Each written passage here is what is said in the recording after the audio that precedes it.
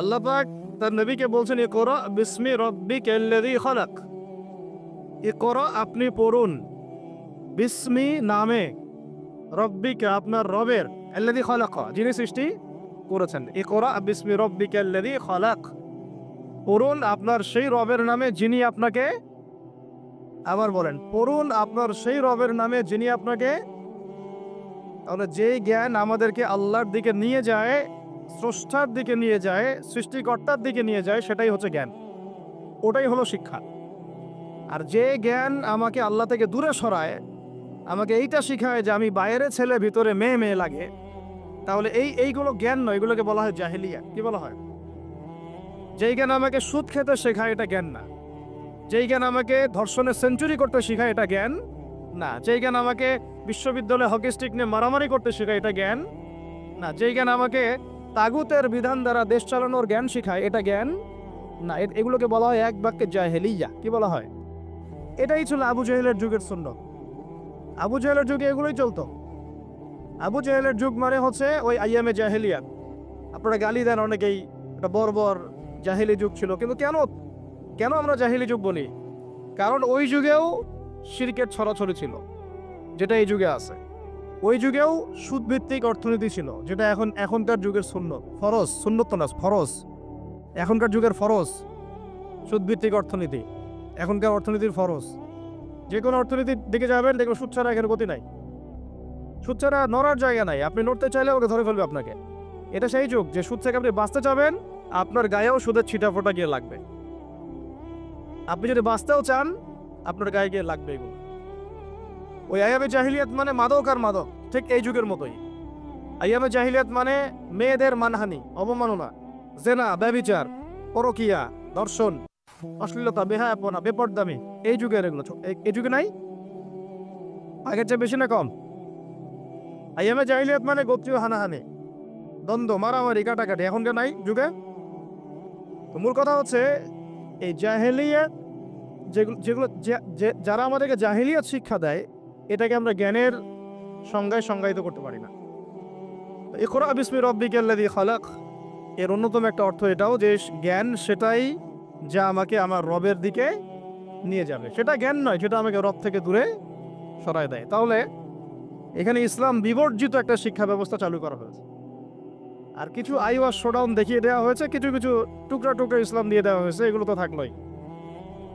টুকরা টুকরা ইসলাম তো অনেক দূরের কথা। এই কোরআন রমাদান মাসে নিয়ে যদি আমরা সবাই মসজিদে কোরআনে বসে বসে এই কোরআন 30 দিনে 30 খতমও দেই, তবু ইসরায়েলের কিছুই যায় আসে না। বুঝতে পারি না এই কথা। এই কোরআন নিয়ে যদি সবাই আমরা মসজিদের ভিতরে বসে থাকি, নামাজ পড়ি, তেলাওয়াত পড়ি, তারাবি পড়ি, 30 দিনে 30 খতম দেই, ওই জালেমদের, ওই পশ্চিমাদের, ইসরায়েলের কিচ্ছু যায় আসে না। এমনকি আমাদের সমাজের অভ্যন্তরে যে কাফের, ফাসেক, মুশরিক, মুনাফিক আর মুরতাদরা আছে, ওদেরও কিছু যায় আসে না। কিন্তু কখন যায় আসবে? যদি এই কোরআনের একটা বিধান খালি বাস্তবায়ন করা যাইতো, তাহলে যায় আসতো।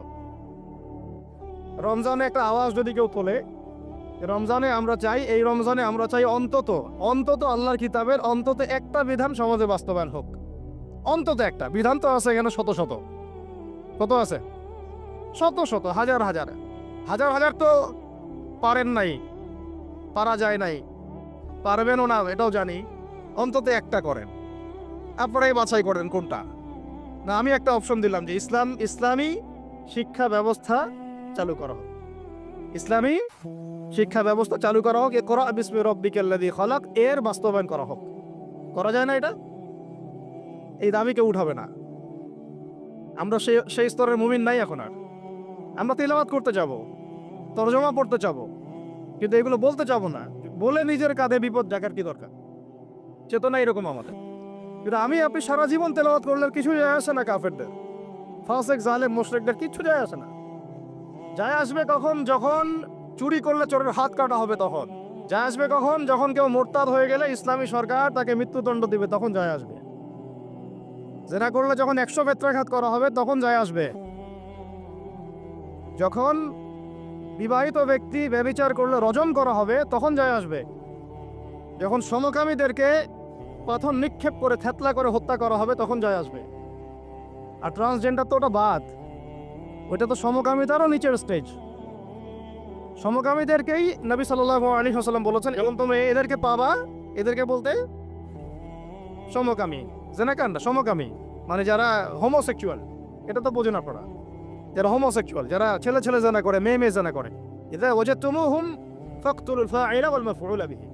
হে মুসলিম শাসকরা শোনো, তোমরা যখন এদেরকে পাবা, মুসলমানরা তোমরা যখন এদেরকে পাবা, তাহলে যে করেছে এবং যার সম্মতিতে করা হয়েছে দুটাকে হত্যা করবা। কে বলেছেন? এটা রাসূল সাল্লাল্লাহু আলাইহি ওয়াসাল্লামের কথা, আমাদের কথা না। তিনি অন্য একটা হাদিসে বলছেন উরজুমুল আ'লা ওয়াল আসফালা মিনহুমা, দুইটার উপরে যে ছিল নিচে যে ছিল দুইটাকেই তোমরা রজম করে দিবা। তো এগুলো বাস্তবায়ন করলে তখন যায় আসবে। আপনি রমাদানে কোরআন পড়লেও আসলে আদতে গ্লোবাল প্রেক্ষাপটে, বৈশ্বিক প্রেক্ষাপটে জালেমদের, মুশরিকদের, মুনাফিকদের, কুফফারদের কিছু যায় আসে না। কিন্তু অ্যাটলিস্ট শুরুটা হোক কোরআন থেকে। এই বলে আমার পড়াও ছেড়ে দেবো এমন তো না, শুরুটা হোক অন্তত কি থেকে? কোরআন থেকে। তাকওয়ার কথা বলতে গিয়ে অনেক ঢুকে যাচ্ছে ভিতরে, আমাকে একটা কনক্লুশনে আসতে হবে।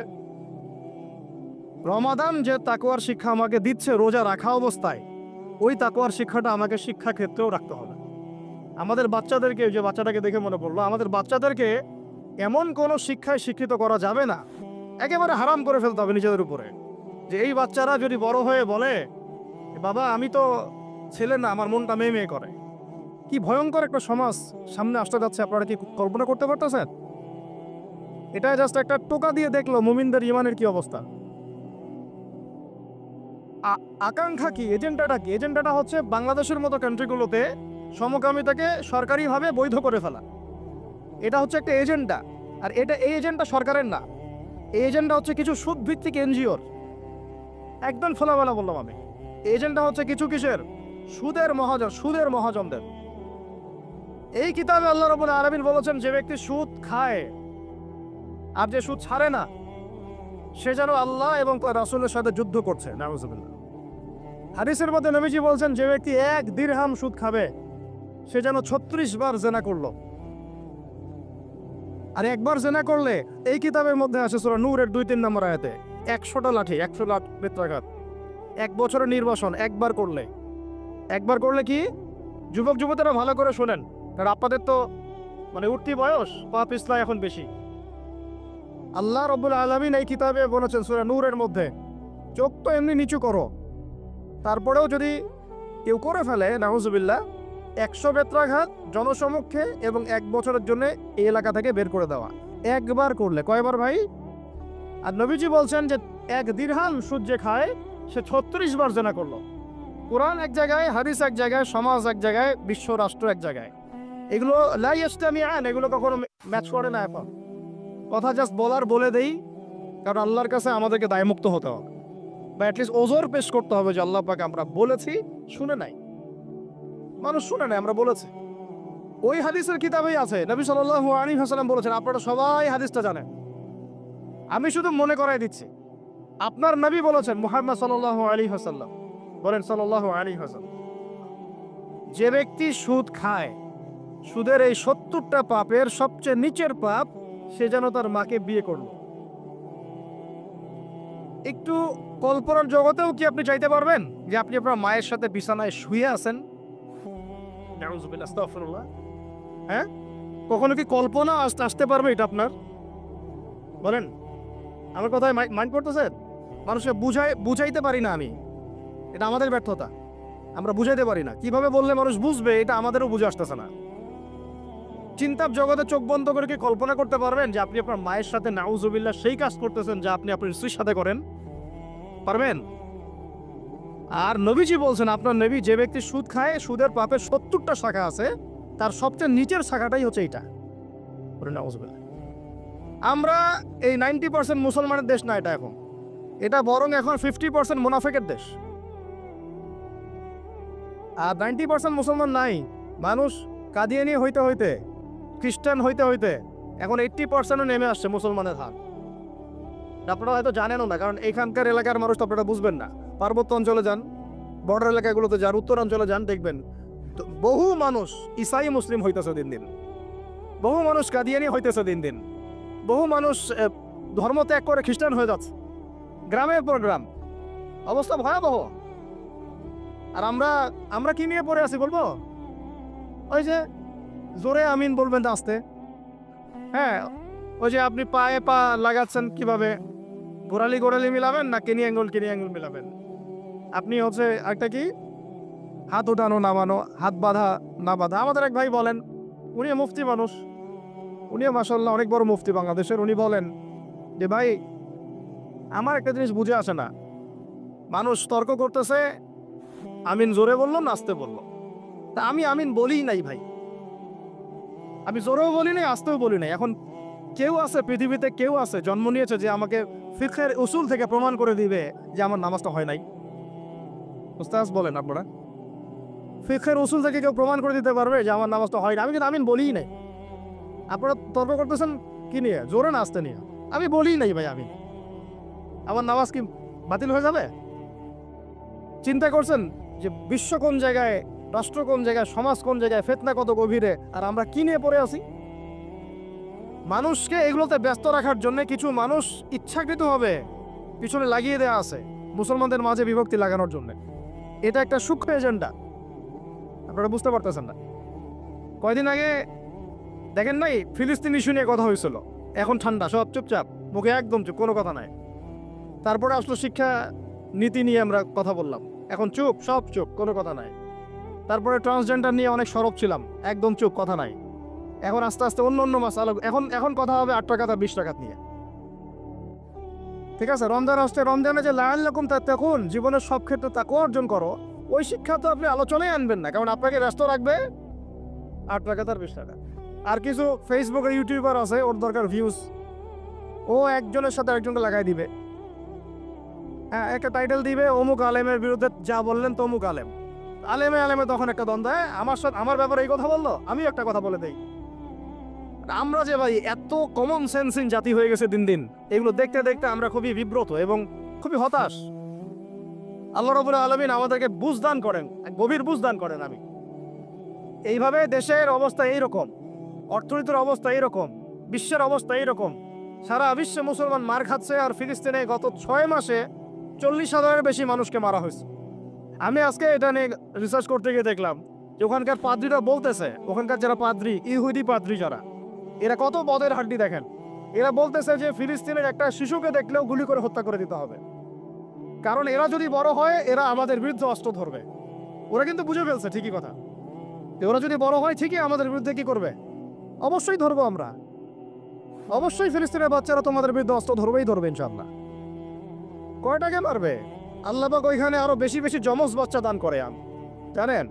ওখানে বেশি বেশি যমজ বাচ্চা হয়, দুটো দুটো করে ছেলে হয়, গবেষণা দেখা গেছে। এখানে আপনারা বাচ্চা কমানোর প্ল্যান করছেন না, একটা করে নিব না 2টা করে, আর ওইখানে আল্লাহ পাক যমজ ছেলে বাচ্চা দিচ্ছেন মাশাআল্লাহ। আর ওখানে মুজাহিদ দরকার।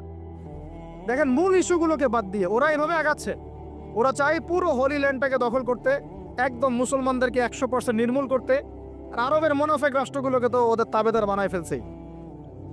হ্যাঁ, ওদের কাজ খেপসা খাবে আর মিটিং ডাকবে আর বলবে কিছু করা দরকার। আমি এগুলো কথা আমার পাগড়ির ওজনে বলতেছি না, কথাগুলো বলতেছি আমি জিওপলিটিক্স জানি বলেই, কারণ আমরা এগুলো পড়েছি ইউনিভার্সিটিতে। 10টা মুসলিম কান্ট্রি আছে পৃথিবীতে, বড় বড়, বা বেশি না, 10টার কথা বললাম। এই 10টা কান্ট্রি যদি একসাথে হয়, এদের সামরিক সৈন্যের সংখ্যা, অস্ত্রের সংখ্যা, আপনার ওই রাষ্ট্রের মজুদকৃত গ্যাস এবং তেলের পরিমাণ, জিডিপি, এগুলো ওই পশ্চিমা বিশ্বের 25টা কান্ট্রি একসাথে হইলেও পারবে না। কিন্তু আল্লাহু আকবার, কিন্তু এই 10টা কান্ট্রিকে আপনি একসাথে বসাতে পারবেন। এখন পর্যন্ত একসাথে একটা ফোর্স গঠন করতে পারলো না, ইহুদির বিরুদ্ধে কোনো ব্যবস্থা নিতে পারলো না, কোনো চাপ প্রয়োগ করতে পারলো না, ইভেন পণ্যটুকু বয়কট করতে পারলো না, গ্যাস বন্ধ করতে পারলো না, তেল সাপ্লাই বন্ধ করতে পারলো না। এখন পর্যন্ত বাণিজ্যগুলো সব চলতেই আছে। আর আমরা তো মাশাআল্লাহ পড়ে আছি বাংলাদেশের মানুষ, আমিন, ফাতিহা, সূরা ফাতিহা, আমিন, জানাজার নামাজ, রফুল ইয়াদাইন, পায়ে পা, আর কি 8 টাকা 20 টাকা, ব্যাস। আমাদের তো ভাই দিন এইটুকুই।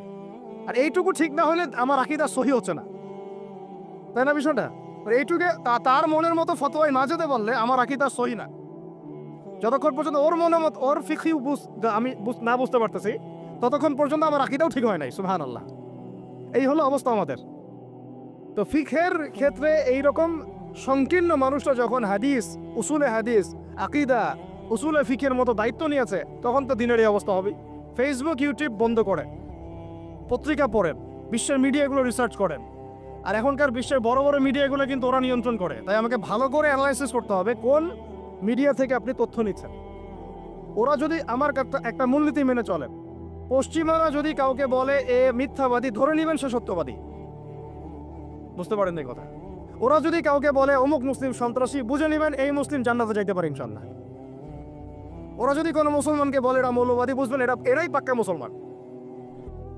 ওরা যদি কোনো দেশকে বলে এরা মোল্লা, বুঝবেন এরাই পাক্কা মুসলমান। মানে এটা সেই যুগ যে সত্যকে মানুষ মিথ্যা বানাবে, আর মিথ্যাকে কি করবে? সত্য বানাবে। এটা কিতাবুল ফিতান পড়েন, বুঝবেন। এদেরকে আমি এইভাবে মানদণ্ডে রেখে দিয়েছি। যদি বলে অমুক খারাপ, বুঝবেন ভালো না, ও ভালো। যদি বলে অমুক শান্তিতে নোবেল পাইছে, বুঝবেন এই বেটা বদের হাড্ডি। কথা বুঝতে পারছেন? ওই যে মিয়ানমারের একজন নেতা ছিল নোবেল, মনে আছে? হাজার হাজার মানুষরা মারলো, ওরা দিল শান্তিতে নোবেল। কি বুঝেন নাই? হাজারটা মানুষকে মারার পরে ওকে দিল কিসে নোবেল? আর একজনকে দিয়েছে অর্থনীতিতে নোবেল। সে বাংলাদেশের সুদ চালু করছিল। কি চালু করছিল? এখন মূল কথা আসি ভাই, অনেক ভিতরে চলে যাই, রাতও অনেক গভীর হচ্ছে। আর আমাদের একটা বড় হায়াত খেয়ে ফেলতেছে ঢাকার রাস্তাঘাট। ঢাকার রাস্তাঘাট আমাদের জীবনে একটা বড় হায়াত খেয়ে ফেলতেছে। 3 ঘন্টা 4 ঘন্টার ট্রাফিক জ্যাম আমাদের ডেইলি রুটিন হয়ে গেছে। তো কথা একটা আসলে বলে ফেলি, ট্রাফিক জ্যামে যদি পড়েন, ওই সময় তাসবিহ তাহলিলগুলো করবেন বেশি বেশি করে। ওই সময় বসে বসে এক পারা কোরআন তেলাওয়াত করে ফেলবেন, একটা লেকচার রেডি করে ফেলবেন, একটা বই পড়ে ফেলবেন, সময়টা কাজে লাগাবেন। আজকে ট্রাফিক জ্যামে বসে আমি যা দেখলাম, আপনাদের শুনলে চোখ ছানা ভরা হয়ে যাবে। ট্রাফিক জ্যামে গাড়ির ভিতরে গান ছেড়ে দিয়ে নাচানাচি করতেছে। মানুষের কি অবস্থা! আমি বলি না, এমনি বলি না যে Dhaka the city of Akhiruzzaman. এখানে এমন কোনো পাপ নাই যেটা হচ্ছে না, এমন কোনো পাপ নাই। সুদ চরমে, সুদ, ঘুষ চরমে, দুর্নীতি চরমে, ক্ষমতার একটু দাপট আছে, একদম মাজলুমের উপর যা জুলুম হচ্ছে, জুলুম করতে কেউ বাদ রাখি না। এমনকি দেখা যায় রাস্তার যে মিসকিন ফকির, ওরাও বিশ্বাস করা যায় না ওকে টাকা দেওয়া যাবে কি যাবে না। হিজরা ছিল না, অপারেশন করে হিজরা হয়েছে, যাতে সারা জীবন কোনো কাজ করা না লাগে। তারপরে আপনাকে এসে বলবে হাত নাই, ভিতরে একটা হাত আছে, আপনি দেখতে পারতেছেন না। পা ইচ্ছা করে একটা অপারেশন করছে, যাতে সারা জীবন একটু খরায় খরায় হাঁটতে হয়, কোনো কাজ করা না লাগে। আমি এমনও দেখছি একটা বাচ্চাকে নিয়ে শোয়া রাখছে রোদের মধ্যে। আমি গিয়ে বললাম যে কি হয়েছে বাচ্চা? পুরো অসুস্থ। মায়া দয়া করে আমরা তো কিছু দান করে দিয়ে আসলাম। পরে আমাকে আরেক ভাই বলতেছে, ভাই আপনি কি করলেন এটা? কেন, কি হয়েছে? কি করবে জানেন? এই বাচ্চা তো অসুস্থ না, এই বাচ্চাকে ঘুমের ওষুধ খাওয়াইছে।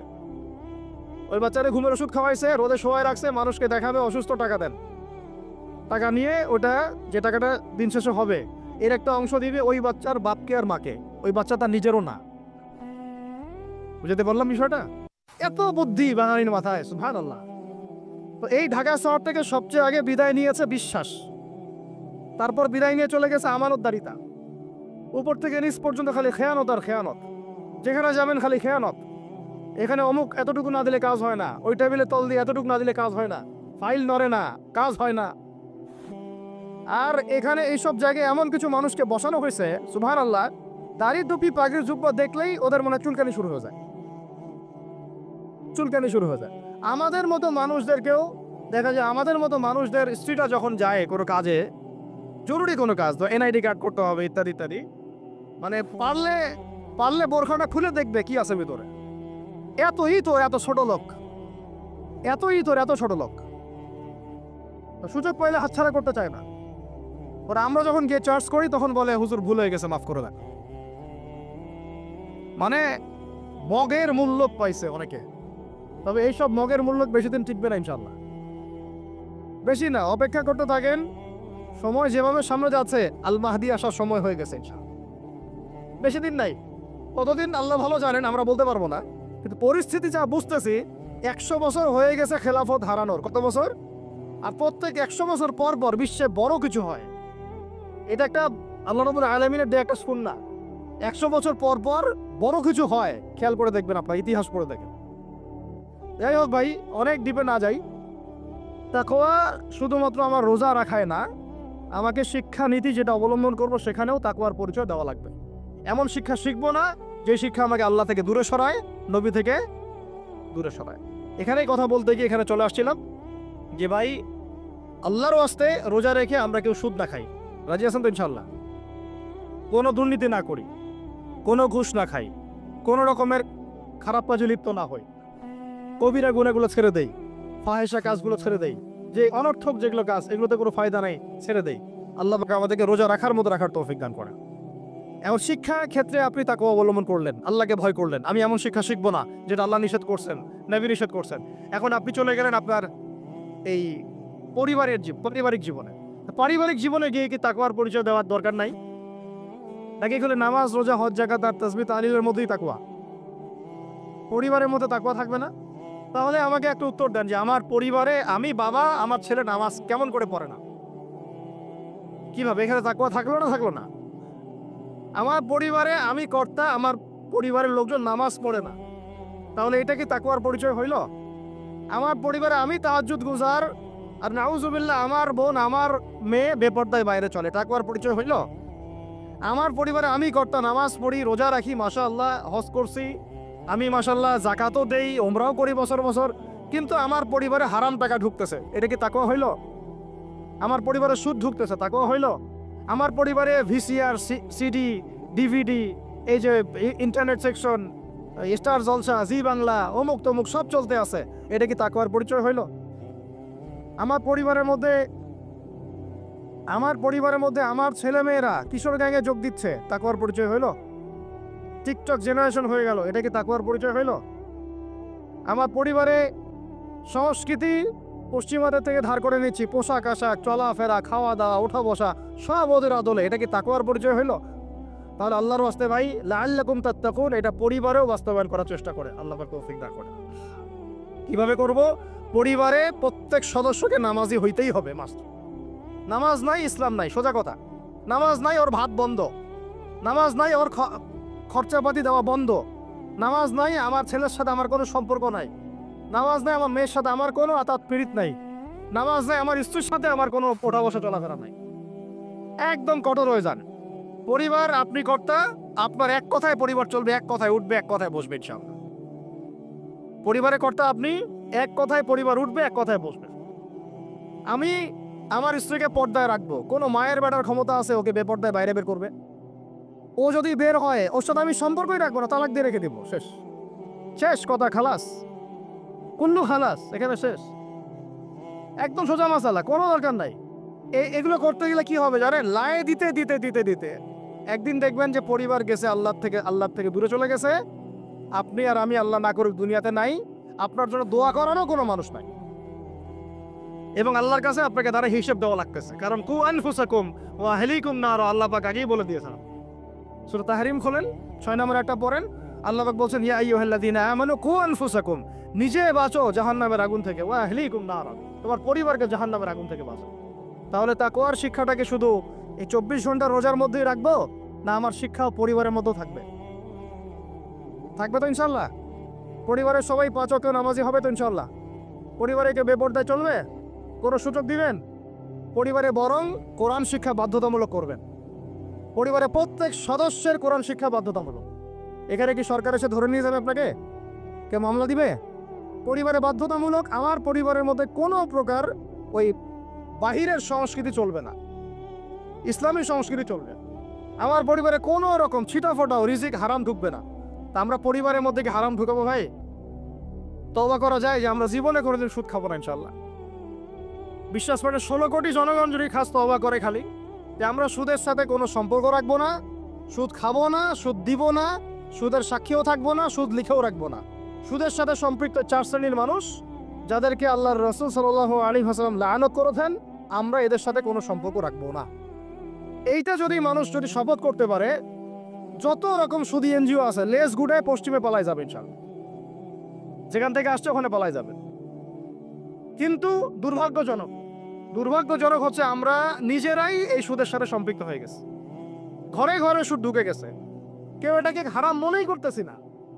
আল্লাহ পাক যেটাকে বলছেন যে যেটা করলে আল্লাহর সাথে যুদ্ধ করা হয়, নবীর সাথে যুদ্ধ করা হয়, আমরা এখন বেশিরভাগ মানুষ আল্লাহর সাথে যুদ্ধ করছি, নবীর সাথে যুদ্ধ করছি। 36 বার করে জেনা করতেছে, 1 দিরহাম সুদ খাওয়ার বদৌলতে মায়ের সাথে জেনা করতেছে। আপনাদেরকে কল্পনা করতে বলছিলাম, কেউ কি কল্পনাও করতে পারবেন মায়ের সাথে কেউ এরকম কাজ করতেছে? নাউজুবিল্লাহ, পারবে বলেন? কিন্তু আমরা এই কাজগুলো করতেছি। সুদ মানেই মায়ের সাথে জেনা করা। যুবক ভাইদেরকে বলতেছি, রিজিক আল্লাহ দিবে ইনশাআল্লাহ। কে দিবে? রিজিকের ফয়সালা জমিনে হয় না, হয় আসমানে। আপনার কয়টা বাচ্চা হবে, কার সাথে আপনার মানে বিবাহ হবে, কত বছর আমরা পৃথিবীতে থাকবো, কি খাবো না খাবো, মানে আমার এলেমও কিন্তু রিজিকের অন্তর্ভুক্ত। দিনের খেদমতে আমরা কতটুকু কি করতে পারবো, সব তাকদিরে লেখা হয়ে গেছে আমাদের সৃষ্টির 50,000 বছর আগে। কত বছর আগে আগে? ব্যাস, এটা দুনিয়াতে রিজিক লেখা হচ্ছে না, আসমানে রিজিক হচ্ছে, আসমানে। এই যে লাইলাতুল কদর আসতেছে, এখানে আবার ভাগ্য নবায়ন হবে, 1 বছরের বাজেট পেশ হবে আর কি। আর লাইলাতুল কদর তো আমরা মার্কেটে শেষ করে দেই, মার্কেটে করি না শেষ দশকে বাইরে যাওয়া একদমই যাবে না। প্রথমের দিকে যাও টুকটাক যান, শেষ দশকে মসজিদে থাকবেন ইনশাআল্লাহ। বেশি বেশি সময় পারলে ইতিকাফ করবো, না পারলেও বেশি বেশি সময় মসজিদে থাকবো ইনশাআল্লাহ। আর 21, 23, 25, 27, 29 এই 5টা রাত কমপক্ষে জাগতে হবে ইনশাআল্লাহ। রাজি আছি ইনশাআল্লাহ? প্রিয় ভাইরা, লাআল্লাকুম তাত্তাকুনের শিক্ষা শুধুমাত্র আমার রোজার মধ্যে না, আমার শিক্ষার মধ্যেও থাকবে, আমার পরিবারে থাকবে, আমার অর্থনীতির মধ্যেও থাকবে। এই ব্যবসায়ী ভাইরাকে সতর্ক করতেছি, শোনেন, ব্যবসা অনেক জটিল, অনেক কঠিন। ইসলাম মেনে ব্যবসা করা অনেক কঠিন। আমরা তো মনে করি যে চাকরি চাইতে দ্রুত মনে একটা ব্যবসা করতে পারলেই আমি সেফ থাকলাম। সৎ ব্যবসায়ী যেমন নবীদের সাথে সিদ্দিকদের সাথে হাসর করবে, সেটা ঠিক আছে। ব্যবসায়ে তাকওয়া, আমানত, ইনসাফ বজায় রাখাটা এত সহজ না। একটা পণ্য নিয়ে আসছেন, বাজারে বিক্রি করে দিলেন, বললেন যে মাছটা টাটকা, কিন্তু 3 দিনের বাসি ছিল, রিজিকটা আপনার হারাম হয়ে গেল, হারাম হয়ে গেল। ফল কিনেছেন, ফরমালিন মারলেন, মায়েরা মানুষকে বিষ খাওয়াইলেন, রিজিকটা হারাম হয়ে গেল, হারাম হয়ে গেল। আপনি ওজন করতেছেন, ইচ্ছা করে ফের দিলেন, ঠকালেন, রিজিকটা হারাম হয়ে গেল। আবু হানিফা রাহিমাহুল্লাহ সেই বিখ্যাত ঘটনা আপনারা জানেন কিনা? একটা কাপড়ের মধ্যে খুদ আছে, এটা সন্দেহ হয়েছিল, সবগুলো কাপড়ই তিনি বেচারা সেল করে দিয়েছেন, রাখেনি নাই, ওটা দিয়ে ক্ষতিপূরণ দিয়ে দিয়েছেন মানুষকে। কে জানে ওই টাকা আবার কোথায় চলে গেল। ওইটার জন্য যদি আমার ইবাদত কবুল না হয়, তাদের চিন্তা এমন ছিল। চিন্তা করেন তো, ব্যবসায়ী ভাইরা কিন্তু আরো বড় ক্ষতির মধ্যে আছেন। যদি মাপে কম দেন, রিজিক হারাম হয়ে যাবে। আল্লাহর কসম করে যদি মিথ্যা কসম করে পণ্য বিক্রি করেন, রিজিক হারাম হয়ে যাবে। যদি সুদি লোন নিয়ে ব্যবসা করেন, রিজিক হারাম হয়ে যাবে। সুদি লোন নিয়ে ব্যবসা করলে রিজিক হারাম হয়ে যাবে। তারপরে যদি মার্কেটে কৃত্রিম সিন্ডিকেট তৈরি করেন, রিজিক হারাম হয়ে যাবে। মার্কেটে একটা প্রাইস আছে ফিক্স করা, এই প্রাইসটাকে সিন্ডিকেট করে বাড়াই দিলেন, রিজিক হারাম হয়ে যাবে। ইচ্ছা করে ফরমালিন মিশাইছেন, হারাম হয়ে গেল। মাপে কম দিলেন, হারাম হয়ে গেল। আল্লাহর নামে মিথ্যা কসম করলেন, হারাম হয়ে গেল। শুধু তাই না, এই ব্যবসায়ীদের, অসাধু ব্যবসায়ীদের কারণে আল্লাহর পক্ষ থেকে ওই জাতির উপর একটা আযাব নেমে আসে। ওই আযাবের নাম হচ্ছে দুর্ভিক্ষ। কি আযাব বলেন? দিন দিন আস্তে আস্তে ওইদিকে যাবে, যদি না আমরা সংশোধন হই। আল্লাহ পাক আমাদেরকে সংশোধিত হওয়ার তৌফিক দান করেন। মানে অর্থনৈতিক জীবনে আমার ওই চেতনা থাকা চাই যে আল্লাহ আমাকে দেখছেন, আল্লাহ আমাকে, আমি মাপে কম দিতে পারবো না, কারণ আল্লাহ আমাকে দেখছেন। আমি শুধু টাকাটা নিতে পারবো না, পকেটে ঢুকাইতে পারবো না, কারণ বলেন আল্লাহ আমাকে দেখছেন। আমি মানুষকে মিথ্যা কথা বলে এইটা পণ্য বিক্রি করতে পারবো না, কারণ আল্লাহ আমাকে দেখছেন। বাস এই কনসিয়াসনেসটা মানুষের মধ্যে ঢুকানোর জন্যই আল্লাহ পাক এই রমজানের সাওমটাকে ফরজ করেছে। আমি কি বুঝাতে পারতেছি ভাই? আচ্ছা, শেষ করে দিচ্ছি, আর লম্বা করবো না বেশি। আর 2-4টা পয়েন্ট আলোচনা করে শেষ করি, শুনেন। এবার কয়টা দিক বললাম? ব্যক্তি জীবনে তাকওয়া বজায় রাখবো, বলি আমিন। শিক্ষা জীবনে তার তাকওয়া বজায় রাখবো, বলি আমিন। পারিবারিক জীবনে আমি আমার তাকওয়া ধরে রাখবো ইনশাল্লাহ, বলি আমিন। অর্থনৈতিক জীবনে আমরা তাকওয়া ধরে রাখবো ইনশাল্লাহ, বলি আমিন। আমাদের আরেকটা জীবন আছে, সাংস্কৃতিক জীবন। কি জীবন? এখানে পুরা সব ইহুদি খ্রিস্টান ও মুশরিকদের সংস্কৃতি দিয়ে আমরা এখন চলতেছি। একটু আমার কথা মন খারাপ করে না, আজকের পর থেকে দাড়িতে হাত লাগাবো না। কেন লাগাবেন না? এটা যদি আপনি এভাবে ছিলে ফেলেন, মনে রাখবেন এটা নবীর সুন্নতকে আপনি জবাই করতেছেন। কি করতেছেন? করবেন না আপনি। এর জন্য আপনার রিজিক বন্ধ হয়ে যাবে না, রিজিক আরো বাড়বে ইনশাল্লাহ। রিজিক আপনার বস দেয় না, রিজিক আপনার চাকরি ক্ষেত্রের বস দেয় না, রিজিক আপনার ওই এমডি স্যার দেয় না। ওই এমডি স্যারের মতো কোটি কোটি এমডি স্যারকে খাওয়ান আল্লাহ পাক। কথা বুঝতে পারেন নাই? যদি বলে দাঁড়িয়ে রাখলে চাকরি হবে না, আপনি বলবেন এই চাকরিটা আমার দরকার নাই, আমি শশা বিক্রি করে খাবো, আমি মুদির দোকানদারি করে খাবো, আমি ছোট্ট উদ্যোক্তা হয়ে খাবো, তাও ভালো, দাঁড়িয়ে তাও সেভ করবো না ইনশাল্লাহ। যেটা পারতি কথা, আমি রিজিক আল্লাহ পাক দিবেন ইনশাল্লাহ। তাওয়াক্কুল করেন, আল্লাহ পাক পাখিদেরকে যেমন করে খাওয়ায় আপনাকে খাওয়াবেন ইনশাল্লাহ। খাওয়াবেন না ইনশাল্লাহ? আমাকে বলেন এই সমুদ্রের নিচে কত প্রাণী আছে, কেউ জানে? আচ্ছা, ওদেরকে ঘুষ খাওয়া লাগে, সুদ খাওয়া লাগে, ওদেরকে আল্লাহ বিরোধী করে কাজ করা লাগে? কে রিজিক দেয়? এই জমিনের মধ্যে কত প্রাণী আছে, আমরা বাদ দিয়ে, মানুষকে বাদ দেন, অন্য কত মাখলুক আছে, লাখ লাখ কোটি কোটি আছে না? ওরা কি সুদ খায়, ঘুষ খায়, দুর্নীতি করে, মানুষের সম্পদ আত্মসাৎ করে? ওদেরকে কে খাওয়ায়? শুধু মানুষ আর জিন, এই দুটো জাতি আছে যারা নিজেদেরকে মনে করে আমরাই রিজিকের মালিক। নাউজুবিল্লাহ। না মনে করলে তো আপনি ভয় করতেন না, আপনি মনে করতেছেন ভিতর থেকে যে আমি যদি এটা রাখি তাহলে আমার চাকরি চলে যাবে গা, আর চাকরি চলে গেলে আমার তো আর বউ বাচ্চা খাইতে পারবে না, মানে বউ বাচ্চার খাওয়ার দায়িত্ব মনে আপনার নিজের। মনে করেন আল্লাহ না করুক, কথার কথা, মনে করেন আল্লাহ না করুক যে বাংলাদেশে বড় কিছু হয়ে গেছে, বাংলাদেশ থেকে ধরেন 5 কোটি মানুষ নাই গায়ে, হইতে পারে না? পারে না। ওই যে যারা ওখানে 5 তলা 6 তলায় গিয়েছিল খাবার খাইতো, ওরা কি জানতো যে এরপরে এখানে পুরো মরতে হবে? জানতো? তো হঠাৎ করে আল্লাহর গজব আসতে পারে না? আর গজব ডাকার তো সব পদ্ধতি আমরা এখন অবলম্বন করে ফেলছি। গজব আসে শিরকের কারণে, শিরক দিয়ে ভর্তি হয়ে গেছে। গজব আসে হচ্ছে সুদের কারণে, সুদ দিয়ে ভর্তি হয়ে গেছে। গজব আসে হচ্ছে বেহায়াপনার কারণে, বেলাল্লাপনা, বেহায়াপনা, মানে পর্নোগ্রাফি, জেনা, ব্যভিচার ভর্তি হয় নাই? মেয়েরা ছেলেদের পোশাক পরে হাঁটতেছে রাস্তাঘাটে, ঘুরতেছে না? হায়া লজ্জা সব উঠে গেছে। তারপরে গান বাজনা, বাদ্যযন্ত্র, এটা গজব নাজিলের কারণ, বাড়ছে না? কিছু বলতে গেলে আপনাকে শশাই দিবে উল্টা, আপনাকে শশাই দিবে, এরকম একটা অবস্থা। তারপর একটা হচ্ছে গজব নাজিল হওয়ার, সেটা মাপে কম দেওয়া, ওই কমে সোয়াইবের মতো মানুষের সম্পদ অন্যায়ভাবে ঠকা খাইতো। এগুলো আমরা করি না?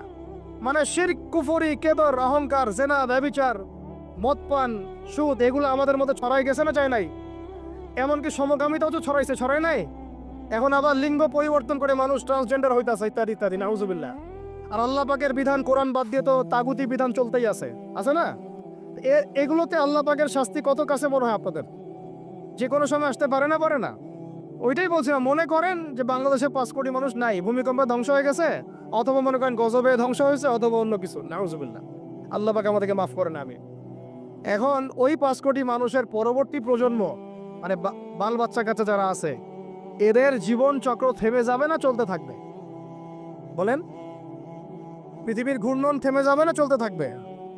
সময় থেমে যাবে না চলতে থাকবে? তাহলে আমরা কেন চিন্তা করি যে আমরা ছাড়া আমাদের পরিবার চলবে না? হ্যাঁ, আমরা এই হারাম চাকরি না করলে আমার পরিবার খাইতে পারবে না, আমি সুদ না খাইলে আমার পরিবার চলবে না, আমি সমিতিতে নাম না লেখাইলে আমার বাল বাচ্চার বেতন দিতে পারবো না। কেন চিন্তা করি এভাবে? আমার কথা কি যুক্তি আছে না? নাই, একটু হলেও তো আছে নাকি? আমরা যদি কেউ না থাকি আমাদের পরিবার চলবে না? চলবে। আমার আব্বা মারা গেছেন আমার বয়স যখন 5.5 কি 6 বছর, আমার ঠিক মনেও নাই স্মৃতিতে, 5.5 কি 6 বছর, এরকম অনেকেই আছেন ছোটবেলায় বাবা, আমাদের নবী সাল্লাল্লাহু আলাইহি ওয়াসাল্লাম তো বাবা জন্মের আগেই ইন্তেকাল করছেন, করেন নাই? তো যখন আমার আব্বাদের জেনারেশন জীবিত ছিল, তখন তারা চিন্তা করতো আমাদের ছেলেরা কিভাবে খাবে, কি পড়বে, কোন বাসায় থাকবে, কি করবে, চিন্তা করতো না? এখন যে আমি ধরেন, এটা কত বছর, 2024, 98, 26 বছর থেকে আমি এতিম অবস্থায় আছি। মনে করেন কত বছর? 26 বছর হয়ে গেছে। 26 বছর আমি চলি নাই, খাই নাই, কাপড় পরি নাই, পড়াশোনা করি নাই, আজকে আপনাদের সামনে বসে আছি না? এগুলো কার দেওয়া? তাহলে আমাদের চিন্তাটাকে আগে আল্লাহমুখী করতে হবে। রমজান এই চিন্তাগুলো দেওয়ার জন্যই আসে, আল্লাহ কনসিয়াসনেস, তাকওয়া মনের মধ্যে ঢুকানো, যে আল্লাহ আছেন আমার সাথে, আল্লাহ আমাকে দেখছেন, আমার কথা শুনছেন, আমার জীবনের সবগুলো ডিপার্টমেন্ট আমি আল্লাহ ভীতি দিয়ে ঢেলে সাজাবো ইনশাআল্লাহ। তাহলে আল্লাহ পাক বেহিসাব রিজিক দিবেন ইনশাআল্লাহ, বেহিসাব ইনশাআল্লাহ। তো যেটা বলছিলাম আর দুটো পয়েন্ট বলে শেষ করতেছি ভাই, আমরা যে সাংস্কৃতিক অঙ্গনে যে যখন যাব, এখানে আল্লাহ ভীতির পরিচয় দেওয়া লাগবে। আমি এমন কোনো সংস্কৃতি ফলো করতে পারবো না যেটা আল্লাহর বিরুদ্ধে যায়, রাসূলের বিরুদ্ধে যায়। সবার আগে নিজের চেহারা ঠিক করেন, কাপড় ঠিক করেন, মাথায় টুপি নিয়ে আসেন, পাগড়ি নিয়ে আসেন, ঢিলাঢালা পোশাক পরেন। আমি বলতেছি না যে আপনার শার্ট প্যান্ট পরে নামাজ হবে না ইত্যাদি, এই মাসালা আমি দিতে যাচ্ছি না, এটা অন্য মাসালা, অন্য আলোচনা। কিন্তু আমরা আমাদের নবীর সুন্নত নিয়ে গর্বিত থাকবো ইনশাআল্লাহ। এটা আমার নবীর সুন্নত, আমার নবী মুহাম্মাদের সুন্নত সাল্লাল্লাহু আলাইহি ওয়াসাল্লাম, যার হাতে আমি হাউজে কাউসারের পানি খাইতে চাই, যাকে আমি স্বপ্নে একবার দেখতে চাই। দোয়া করি না আমরা এগুলা, যে রওজার সামনে গেলে আমাদের চোখ দিয়ে ধর করে পানি পড়তে থাকে, তিনি ওখানে জীবিত না, আমাদের সালামের উত্তর দেন না? সুবহানাল্লাহ। আমরা কি বলবো আসলে, প্রসঙ্গক্রমে কথা চলে আসে, যেই মানে জমিনে নবী সাল্লাল্লাহু আলাইহি ওয়াসাল্লাম শুয়ে আছেন, সাহাবায়ে আজমাইন শুয়ে আছেন, এখন ওইখানে দেখতেছি যে 70টা সিনেমা হল চালু হয়ে গেল। কি একটা অবস্থা! সুবহানাল্লাহ। আল্লাহর ভয় কোথায় কোথায় চলে গেছে। এবং বলিউড, হলিউড সব সিনেমা হচ্ছে, গান বাজনা হচ্ছে, মানুষ দেখতেছে মদের বার ওপেন করা হচ্ছে, মানে পশ্চিমা আদলে ঢেলে সাজাতে যাচ্ছে সবকিছু। হ্যাঁ, আর এগুলোর বিরুদ্ধে দু চারটা লাইন বললে আমাদেরকে বলবে যে আকীদা ঠিক নাই, হ্যাঁ, মানহাজ ঠিক নাই। হ্যাঁ, সুবহানাল্লাহ। তোমাদের মতো দালালি মানহাজের আমাদের দরকারও নাই। যেই মানহাজ তোমাকে সত্য কথা বলতে শিখায় না, ওটা আবার কিসের মানহাজ? ইবনে তাইমিয়ার নাম ভাঙে খাচ্ছ তোমরা। আর ইবনে তাইমিয়া রাহিমাহুল্লাহ 5 বার জেল খাটছেন। কয়বার? 4-5 বার জেল খাটছেন। বেচারার তো জিন্দেগি জেলেই চলে গেছে। তার ছাত্র ইবনে কাইয়্যিম, তার নাম ভাঙে খাও তোমরা। ইবনে কাইয়্যিম রাহিমাহুল্লাহ, তার ওস্তাদের যে মহব্বত, তার মহব্বতে তিনি নিজেও জেলে ঢুকে গেছিলেন। সুবহানাল্লাহ। সহিহ আকীদা কি? যে আকীদা কোরআন এবং সুন্নাহর আলোকে আপনাকে সত্যি কথা বলতে শেখায়, এটা সহিহ আকীদা। আর যে আকীদা কোরআন এবং সুন্নাহর সত্য কথাগুলো আপনাকে বলতে বাধা দেয়, মুনাফিকদের পক্ষপাতিত্ব করতে শেখায়, ঘুরিয়ে ফিরিয়ে ইহুদিদের পক্ষে কথা বলতে শেখায়, ওইসব সহিহ আকীদা শেখারও আমাদের দরকার নেই। ওটা সহিহ ভুল আকীদা। কি আকীদা? সহিহ ভুল। সহিহ, ওটাও সহিহ, কিন্তু ওটা সহিহ ভুল। এখন কথা হচ্ছে, আমরা কাউকে আঘাত করতে যাচ্ছি না, কথাটা চলে আসলো। নবীর বিলাদের মধ্যে এগুলো হচ্ছে, এখন আমরা দেখতেছি। আমি এমনও দেখছি, বিশ্বাস করবেন কিনা, নবী সাল্লাল্লাহু আলাইহি ওয়াসাল্লামের রওজা, এখানে ওলামায়ে কেরাম যারা গেছেন আপনারা তো অনেকেই জানেন, অনেকগুলো গেট, গেটের বাইরে দাঁড়ায় মানুষ সিগারেট খাচ্ছে। আপনারা যদি এখন যান, অনেকে দেখতে পারবেন এই দৃশ্যটা। দেখেন, ফিলিংসই নাই যে আমাদের নবী সাল্লাল্লাহু আলাইহি ওয়াসাল্লাম আমার থেকে এই যে 500 গজ দূরে বা 1000 গজ দূরে আছে। মানুষের চিন্তা চেতনা এখন এই জায়গায় চলে আসছে। তো নবীকে মহব্বত করতে হবে। নবীকে মহব্বত করার সবচেয়ে বড় নিদর্শন হচ্ছে আমি তার সুন্নত মেনে চলি কিনা। তার মতো উঠি, তার মতো বসি, তার মতো ঘুমাই, তার মতো খাই। খাওয়া তো বাদ, আমাদের তো খাওয়ার টেবিলে আমরা হেরে গেছে। নবীজি বলেছেন 1 প্লেট খাও, আমরা খাই 7 প্লেট। কয় প্লেট? আমরা খাওয়ার টেবিলে হেরে গেছি। আমার ওস্তাদ একটা কথা বলেন, যে মুসলমান খাবার টেবিলেই হেরে যেতে পারে, এরা কোশ্চেন গেল জিহাদের মাঠে জিততে পারবে না। যারা জিতেছে, ওই যে আমেরিকাকে পিটাই বের করছে, ওরা দেখবেন খালি রুটি খায়, মোটা মোটা রুটি, তা 2-3টা কইরা। তাবলীগের সময়তে দেখেন নাই আপনারা, 2টা করে রুটি খায়, সারাদিনে 2-3টা রুটির বেশি কিছু খায় না। ওদের ফিগার ফিটনেস আমাদের চেয়ে এত বেশি ভালো, আমার মতো 10টা ছেলেকে একাই সময় দিতে পারবে, এত ভালো। সপ্তাহে 1 দিন খালি রাইস খায়, তাও শুক্রবারে। এটা দেখছি আমরা তাবলীগে। তাদের দ্বারা ইসলামের যে খেদমত হয়েছে, আমাদের দ্বারা হয়েছে? খাওয়ার টেবিলে আমরা হেরে গেছি। খাওয়ার ঠিক করেন। রমজান মাসে বেশি বেশি খাবেন না, গপ গপ করে খাবেন না। সাহারিতে পরিমিত খাবেন, কিন্তু পুষ্টিকর খাবার খাবেন। ইফতারে আবার 7 প্লেট খেয়ে তারাবির নামাজে ঘুমায় যান। লিমিটেড খাবেন, কিন্তু পুষ্টিকর খাবার খাবেন। আর এখনকার খাবারের যে মান, এগুলো যত কম খাওয়া যায় ততই ভালো। আমার খুব মন চায় যে সব দেশি পণ্যের একটা বিজনেস শুরু করি। আমি নিয়ত করছি, আল্লাহ পাক তৌফিক দান করে দেন।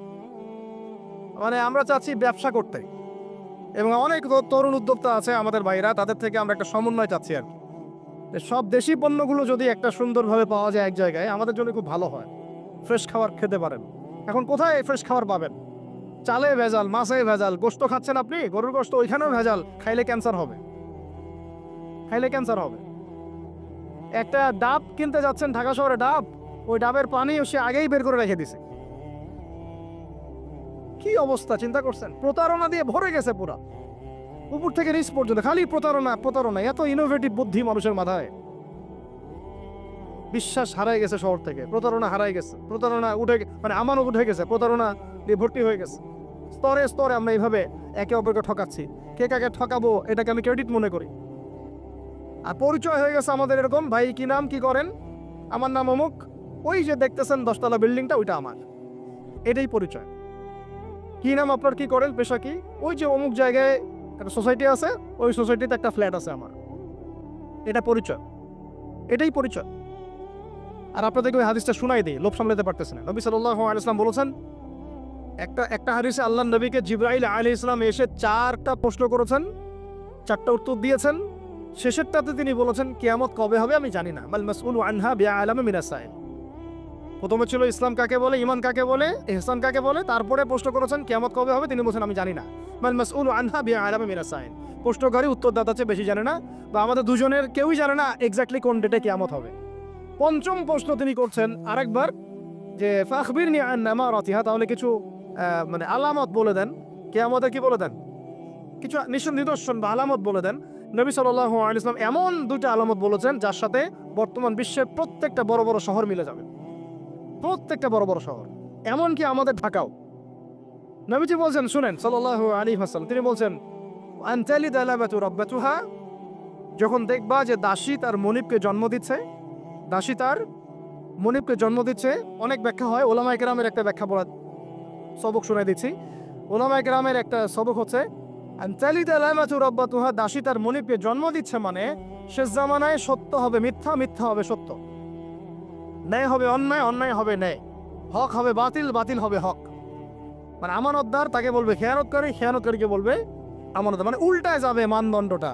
এটা হচ্ছে দাসী মনিবকে জন্ম দিচ্ছে, কারণ আসলে দাসী মনিবকে জন্ম দেয় না। আরেক শ্রেণীর ওলামায়ে কেরাম তারা বলেছেন যে এর অর্থ হচ্ছে এমন যে পিতা মাতার সাথে দাস দাসীর মতো আচরণ করা, এটা একটা ব্যাখ্যা। তো এরপরে দেখেন এই আলামতটা মিলে যায় নাই আমাদের সোসাইটির সাথে, সমাজের সাথে, বিশ্বের সাথে, মানদণ্ড উল্টাই গেছে না। আর একটা যেটা, এটা আপনার সামনে চোখ খুলে দিবে। দ্বিতীয়টা তিনি বলছেন ওয়ান তারাল হুফাত আল উরাত আল আলাতা রিয়া আশ-শাই ইয়াতাতাওয়ালুনা ফিল বুনিয়া, যখন তোমরা দেখবে, ঢাকাবাসী শুনেন, যখন তোমরা দেখবা সমাজের নগ্ন পদের, মানে স্যান্ডেল কেনার টাকা ছিল না, একদমই ভোগানাঙ্গা, স্যান্ডেল কেনার টাকা তাহলে কত মানে নিচেতে চিন্তা করেন, নগ্ন পদের নগ্ন দেহের, মানে দেহে কাপড় পরার টাকা ছিল না, অর্থ ছিল, সামর্থ্য ছিল না, এবং রাখাল ছিল, রিয়া আশ-শাই, পশুপালন করতো রাখাল, এরা ইয়াতাতাওয়ালুনা ফিল বুনিয়ান, এরা উঁচু উঁচু বিল্ডিং নির্মাণ করবে না, বরং উঁচু উঁচু বিল্ডিং নির্মাণের প্রতিযোগিতা করবে। বুঝতে পারি না? কিয়ামতের অন্যতম একটা নিদর্শন হচ্ছে যাদের পায়ে স্যান্ডেল ছিল না, গায়ে কি ছিল না, কাপড় ছিল না, রিয়া আশ-শাই রাখাল শ্রেণীর মানুষ ছিল, এরকম নিম্ন শ্রেণীর মানুষেরা উঁচু উঁচু বিল্ডিং নির্মাণের কি করবে, প্রতিযোগিতা। আপনার 10 আমার 15, আপনার 15 আমার 16, আপনার 4টা ফ্ল্যাট আমার 5টা, আপনার 2টা বাড়ি আমার গুলশান বনানী বাড়িধারা, এগুলো মিলে 4টা 5টা বাড়ি। ইয়াতাতাওয়ালুনা ফিল বুনিয়ান, কিন্তু শুরুতে দেখবেন এদের পায়ে কিছুই ছিল না, স্যান্ডেলও ছিল না, গায়ে কাপড়ও ছিল না। এটা কিয়ামতের অন্যতম শ্রেষ্ঠ একটা নিদর্শন, যেটার মধ্যে পুরো এই বিশ্বটা এখন ডুবে আছে। আমি একটা প্রশ্ন করি, এখন আপনাদেরকে উত্তর দেন দেখি, কিভাবে হালাল পথে এইরকম শ্রেণীর মানুষেরা এত উঁচু উঁচু বিল্ডিং নির্মাণের প্রতিযোগিতা করতে পারে? কিভাবে সম্ভব, কিভাবে সম্ভব বলেন? আপনি দুজন কি এখন 50 তলা বিল্ডিং নির্মাণের প্রতিযোগিতা করতে পারবেন এখন এই অবস্থায়?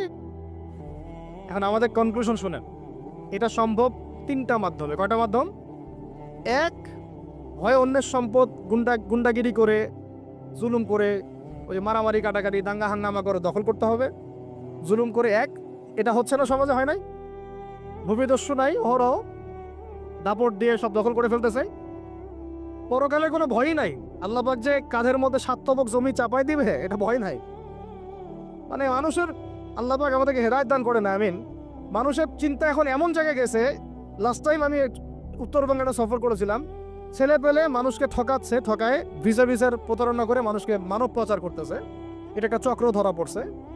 তো এই চক্রের একজনের সাথে আমাদের এক দিনী ভাইয়ের কোনোভাবে একটা মানে কথা হয়েছে, দাওয়াত দিচ্ছে সে, মসজিদে নামাজ পড়তে আসছে, জিজ্ঞাসা করছে কি করে, বলছে আমরা এরকম ফিচার টিচার এগুলো ব্যবসা করি। তো বলছে এগুলো তো হারাম। তা আপনাকে আল্লাহকে ভয় করে না, ভয় লাগে না? বুঝছেন কথা? তাদের কথাটা এরকম, আমরা জানি ভাই আমরা জাহান্নামে যাবো। নাউজুবিল্লাহ। চিন্তা করছেন কথাটার লেভেলটা কি? আমরা তো জানি ভাই আমরা জাহান্নামে যাবো, মানে মেনেই নিছি আমরা। নাউজুবিল্লাহ মিন যালিক। তো এই অবস্থা চলে আসছে। এইভাবে মানুষের জমি দখল করে হতে পারে একটা পদ্ধতি। দুই হচ্ছে সুদের মাধ্যমে। কিসের মাধ্যমে? সুদের মাধ্যমে। এটা হচ্ছে একদম জাজল্যমান একটা মিসাল হতে পারে এই যুগের জন্য। এর মধ্য দিয়ে নগ্ন পদের নগ্ন দেহের মানুষরা উঁচু উঁচু বিল্ডিং নির্মাণ করতে পারে। প্রত্যেকটা বড় বড় বিল্ডিং এর পিছনে ইটের পিছনে পিছনে, প্লাস্টারের পিছনে পিছনে, একেবারে রডের পিছনে পিছনে সুদ আছে আর সুদ আছে। এমনকি আমি ধরেন যে একটা জায়গায় ভাড়া থাকি, ফ্ল্যাটে একটা ভাড়া থাকি, ওই ভাড়া তো আমাকে দিতে হচ্ছে না। ওই ভাড়া হয়তো দেখা যাবে ফ্ল্যাট মালিকরা যারা আছে ওরা নিয়ে ওদের সুদের লোন শোধ করতেছে। এটা সেই যুগ হয়ে গেল যে আমি সুদ থেকে বাঁচতে চাচ্ছি, কিন্তু কোনো না কোনো ভাবে আমিও জড়াই যাচ্ছি। বুঝাতে পারতেছে না মনে হয়। আপনি খাচ্ছেন না, কিন্তু আপনাকে আপনার রিজিককে পুঁজি করে আপনি সমর্থন করতেছেন, বা আপনাকে করতে হচ্ছে, বাধ্য হয়ে যাচ্ছেন আপনি। আর একটা ওয়ে হতে পারে, সেটা হলো একটা কি হতে পারে বলেন? আমি তো একটা বলে দিলাম, একটা বললাম অন্যায় দুর্নীতির মাধ্যমে, একটা হচ্ছে কি সুদের মাধ্যমে, একটা হচ্ছে জুলুমের মাধ্যমে। কিসের মাধ্যমে? জুলুমের মাধ্যমে অন্যের সম্পদ আত্মসাৎ করে উঁচু উঁচু বিল্ডিং নির্মাণ করা সম্ভব। তাহলে এখন আমাকে বলেন, এই পুরো সিচুয়েশনের মধ্যে আমরা পড়ে আসি না নাই? তাহলে আমরা কি আমাদের একটু মানে রমজান মাসে নিজেদের নিয়ে ফিকির করা উচিত না যে আমরা যে পরিস্থিতির মধ্যে আছি এটাকে বোঝার চেষ্টা করা উচিত। এরপরে যে পাপগুলো চারপাশে চলতেছে এগুলোতে ভয় পাওয়া উচিত। কোন দিন আল্লাহর গজব নেমে আসে, এখান থেকে নিজে থেকে বাঁচিয়ে রাখা উচিত, মানে সর্বোচ্চ চেষ্টা করা উচিত দূরে থাকা, এবং একই সাথে এগুলোকে সংশোধনের জন্য ফিকির করা উচিত। এই সংশোধন একা একা হবে না। এই সংশোধনের জন্য দরকার ব্যক্তিগত উদ্যোগ, ওলামায়ে কেরামের পদক্ষেপ, তাদের ঐক্য, মসজিদ মাদ্রাসার ভূমিকা, সর্বোপরি রাষ্ট্রশক্তির একটা ভূমিকার দরকার আছে। আমি বুঝাই একটা জিনিস আপনাকে। এই যে জুব্বাটা আমি পরে আছি, এটা মনে করেন আপনি হাতে তৈরি করেন, হাতে হাতে তৈরি করেন। যে টেইলার আছে না আমাদের, হাতে হাতে তৈরি করেন পাঞ্জাবি। আর আপনার একটা জুব্বা তৈরি করার ফ্যাক্টরি আছে। উৎপাদন কোনটার বেশি হবে বলেন? যে হাতে হাতে তৈরি করে ও বেশি উৎপাদন করতে পারবে, না যে ফ্যাক্টরি দিয়েছে সে বেশি উৎপাদন করতে পারবে? ইসলামী রাষ্ট্র হচ্ছে এরকম একটা ফ্যাক্টরি, যেটা চাইলে অনেক অনেক বেশি ভালো ভালো প্রোডাক্ট জনগণকে খুব দ্রুত সময় দিতে পারে। আমি দাওয়া দিয়ে যতটুকু না ইসলাম এবং সংশোধন করতে পারবো, একজন ওমরের মতো রাষ্ট্রপ্রধান চাইলে পুরো সমাজটাকে অনেক সহজেই সংস্কার করতে পারবেন। সাথে এই জিনিসটার ঘাটতি আছে না নাই? আমরা দোয়া করি আল্লাহ পাক আমাদের প্রত্যেক এলাকার মেম্বার, চেয়ারম্যান, এমপি, মন্ত্রী যারা যারা আছে সবাইকে ইসলামের সহি বুঝ দান করেন, তাদের সবাইকে ইসলামের জন্য কাজ করার তৌফিক দান করেন। তারা যদি সদ উদ্যোগ নিতে পারে সমাজের এই সমস্যাগুলো কেটে যাবে ইনশাআল্লাহ। আর আমরা বয়ান করে, দাওয়াত দিয়ে, মাহফিল করে কতটুকুই বা আমরা কাজ করতে পারবো? কতটুকু করতে পারবেন? বেশি করতে পারবেন না। আল্লাহ পাক আমাদের সবাইকে এই রমজানে পরিশুদ্ধি অর্জন করার তৌফিক দান করেন। আর একটা খালি ডিপার্টমেন্ট বলে শেষ করব, আমরা আমাদের ব্যক্তি জীবন তাকওয়ার মানদণ্ডে ঢেলে সাজাবো ইনশাআল্লাহ, আমাদের ইবাদত বন্দেগী ঢেলে সাজাবো ইনশাআল্লাহ, আমাদের অর্থনীতি, পরিবার ঢেলে সাজাবো, সংস্কৃতি ঢেলে সাজাবো। আর সংস্কৃতির মধ্যে আমরা নবীর সুন্নতের বাইরে যাবো না ইনশাআল্লাহ, এবং পশ্চিমাদের, ইহুদিদের, মুশরিকদের কোনো সুন্নতের উপর আমল করবো না ইনশাআল্লাহ। তাহলে ঘরে ঘরে কি এখন গান বাজনা বাজবে? তা বন্ধ করবেন। তারপরে ঘরে ঘরে কি স্টাইল জলসা জি বাংলা আরো বাড়বে? আমাদের মা বোনদেরকে বুঝাবেন, মাঝে মাঝে কঠোর হবেন। পুরুষ যদি হয়ে থাকেন একটা ধমক লাগাই দিবেন যে দ্বিতীয়বার যেন কথা বলতে না হয়। পুরুষের মতো পুরুষ হয়ে বাঁচেন। বিশ্বাস করেন এখন কোনো কোনো ক্ষেত্রে ছেলেদের আচরণ দেখলে মনে হয় যে তারা মেয়ে হয়ে গেছে, আর মেয়েদের আচরণ দেখলে মনে হয় ওরাই ছেলে মনে হয়। ওদের কথার ভয়েস, গলার ভয়েস, চলার ধরন, দাপট সব ছেলেদের মতো। আর ছেলেরা কি করে জানেন? ফেসবুকে বসে মেয়েদের মতো চুলাচুলি করে, কামড়াকামড়ি করে, কমেন্টে বসে বসে। মাঠে এসে লড়তে পারে না, কিন্তু মাঠে লড়তে পারবে না, সামনাসামনি আসতে পারবে না। ও ফেসবুকে শেষ, ওইখানে একেবারে গালিগালাজ করে ধুয়ে রেখে দিতেছে একদম। ওই কথাটাই সামনাসামনি বলার মতো বুকের পাঠা নাই। কিন্তু কথা বুঝতে পারছেন? আমাদের ছেলেদের গায়েরত ব্যক্তিত্ব ছেলেদের মতো হওয়া উচিত। পরিবারটা আমরা কন্ট্রোল করবো ইনশাআল্লাহ। আমার মেয়ে, আমরা বেঁচে থাকতে আমাদের মেয়েরা বেপর্দা বাইরে যাবে না ইনশাআল্লাহ। আমরা বেঁচে থাকতে আমাদের স্ত্রীরা বাইরে বেপর্দা যাবে না ইনশাআল্লাহ। পারা যাবে না ইনশাল্লাহ। আর মা এবং বাবাদের প্রতি কঠোর হওয়া যাবে না। অনেক পরিবারে মা বাবা কথা শোনে না, আমরা জানি। তাহলে তাদেরকে বোঝাতে হবে, দাওয়াত দিতে হবে। তাদেরকে তো আপনি শাসন করতে পারবেন না, পারবেন? শাসন করতে পারবেন না, বুঝাবেন। সবশেষ কথা হচ্ছে, এই রমাদান আমাদেরকে শিক্ষা দিবে যাতে আমরা ওই তাকওয়া আমাদের রাজনৈতিক জীবনেও বাস্তবায়ন করি। কারণ এটা আপনার জীবনের একটা গুরুত্বপূর্ণ অংশ। আল্লাহ পাক আপনাকে তৌফিক দিয়েছেন, ক্ষমতা দিয়েছেন, আপনি পলিটিক্স করছেন। এখানে কি আল্লাহ ভীতির কোনো জায়গাই নাই? হ্যাঁ, এখানে আল্লাহকে ভয় করার দরকার নাই? নাকি এখানে আমি মানুষকে ভয় করব? কোনটা? আমি কি এখানে চাইলে একটা মানুষের ক্ষতি করে দিতে পারি? একটা মিথ্যা মামলা ধরে দিতে পারি? আমি চাইলে একটা মাজলুমের প্রতি, দুর্বলের প্রতি জুলুম করতে পারি? নাকি আল্লাহ পাক আমাকে যে দায়িত্ব দিয়েছেন এটাকে আল্লাহর পথে কাজে লাগাবো? কোনটা করবো? এটাই হচ্ছে পলিটিক্যাল লাইফ। আপনারা অনেকে বলেন ইসলাম এক জিনিস, পলিটিক্স আরেক জিনিস, অথচ সূরা বাকারার শুরুর দিকে আপনি পাবেন ওয়াইজ ক্বালা রাব্বুকা লিল মালায়েকা ইন্নী জাইলুন ফিল আরদি খলিফা। আদম আলাইহিস সালামকে আল্লাহ পাক দুনিয়াতে পাঠিয়েছেন আল্লাহর কি হিসেবে? খলিফা হিসেবে। খলিফা কে? যে আল্লাহর খেলাফা বাস্তবায়ন করে সে। আল্লাহর খেলাফা কি? আল্লাহর বিধান অনুযায়ী সমাজ চালানোই হচ্ছে আল্লাহর খেলাফা। বুঝাতে পারলাম না? আদম আলাইহিস সালাম কি হিসেবে এসেছেন? উত্তর, খলিফা হিসেবে। খলিফা কাকে বলে? যে আল্লাহর খিলাফা বাস্তবায়ন করে। আল্লাহর খিলাফা কি? আল্লাহর বিধান দিয়ে আল্লাহর জমিন শাসন করা, এটাই খিলাফা। তাহলে ইসলামে পলিটিক্স নাই? শুরুতেই তো পলিটিক্যাল কনসেপ্ট পাচ্ছেন আপনি। আমরা সবাই আল্লাহর খলিফা নই?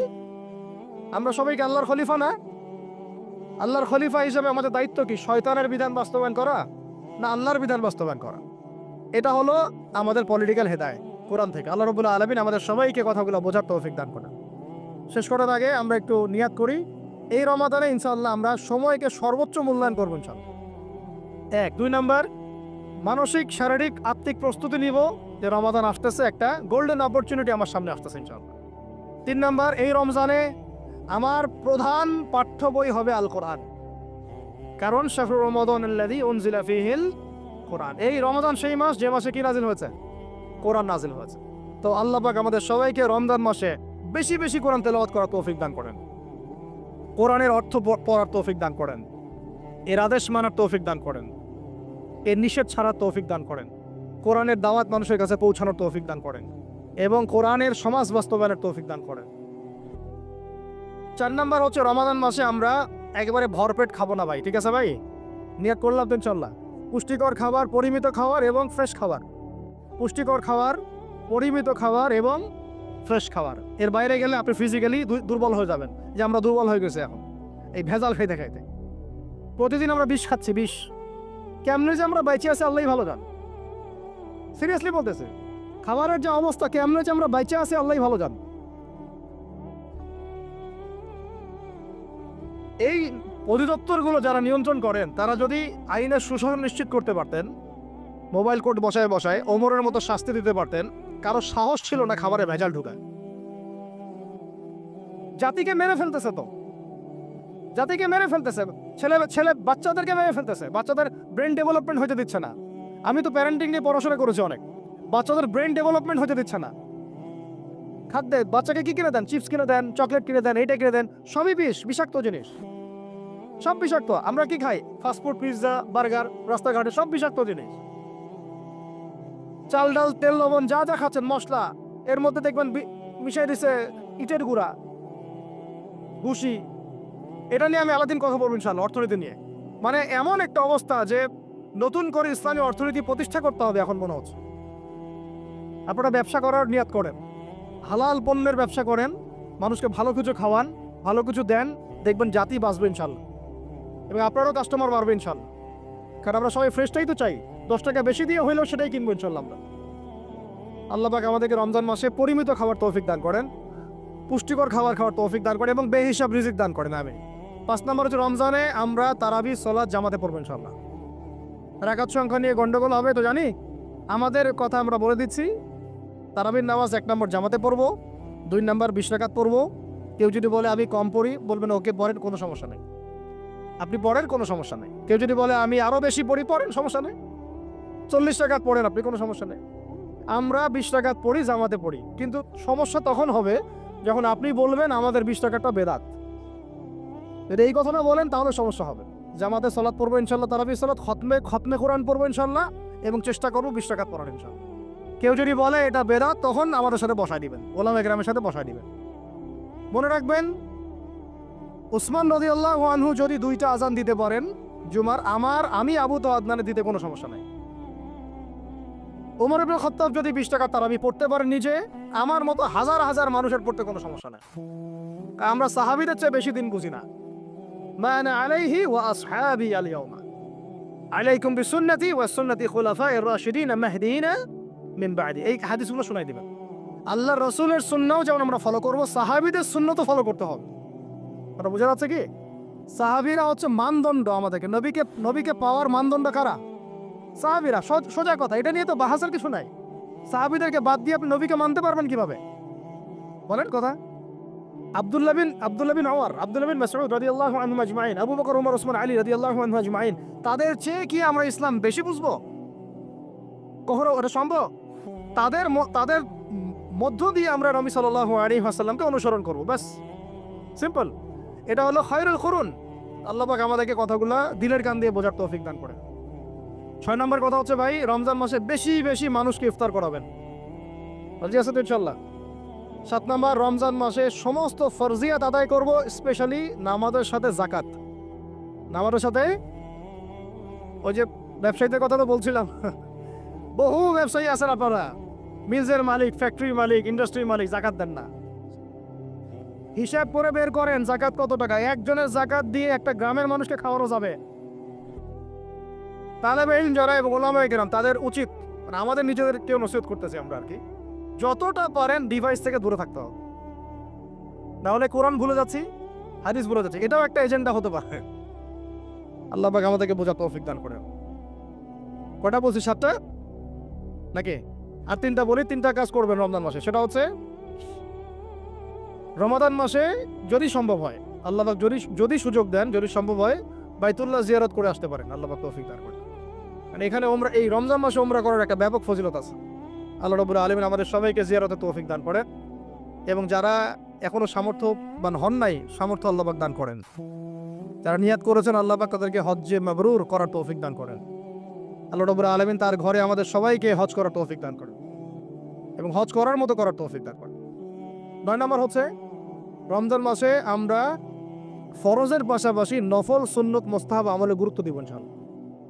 শুধু ফরজের উপর থাকবো এটা না, নফল, সুন্নত, মুস্তাহাব বেশি বেশি বাড়াই দিব ইনশাআল্লাহ। প্রত্যেকটা কাজ করার আগে দেখবো সুন্নাহ মাফিক হচ্ছে কিনা।